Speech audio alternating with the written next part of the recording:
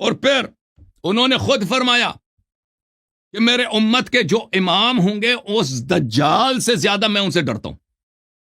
یہ کتاب صحیح مسلم چاپ دار الفکر 2003 میں چھپی ہے.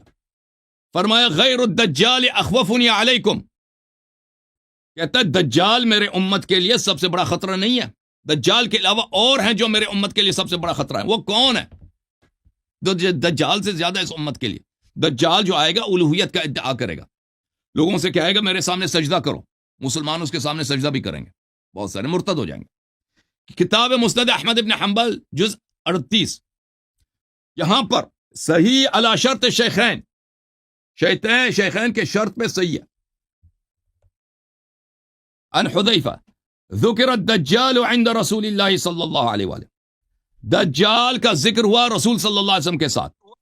فرمایا کے پاس لأنا لفتنة بعضکم، اور صحابہ سے کہہ رہے ہیں آپ میں سے بعض کا فتنہ اخوف عندی من فتنة الدجال، میرے پاس دجال کے فتنے سے زیادہ خطرناک تر ہے. بعض صحابہ کا فتنہ، فتنة بعضکم، آپ میں سے کچھ ایسے ہیں جو فتنہ کریں گے اور ان کا فتنہ دجال کے فتنے سے زیادہ خطرناک ہے.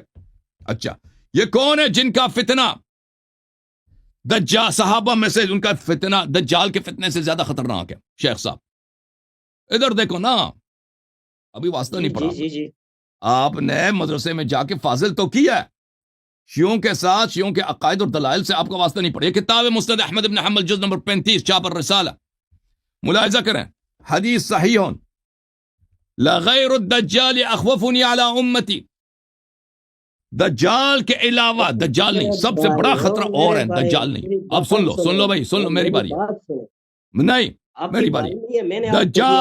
دجال کے علاوہ سب سے بڑا خطرہ میرے امت کے لیے ہے. ہم نے پوچھا وہ کون ہے یا رسول اللہ؟ دو دجال نہیں ہے لیکن اس کا خطرہ دجال سے بھی بڑا ہے. فرمایا ائمۃ مضلین، فرمایا کہ میرے بعد جو مضل امام آئیں گے، اور دوسرے میں حدیث میں بھی فرمایا کہ وہ صحابہ میں سے ہوں گے.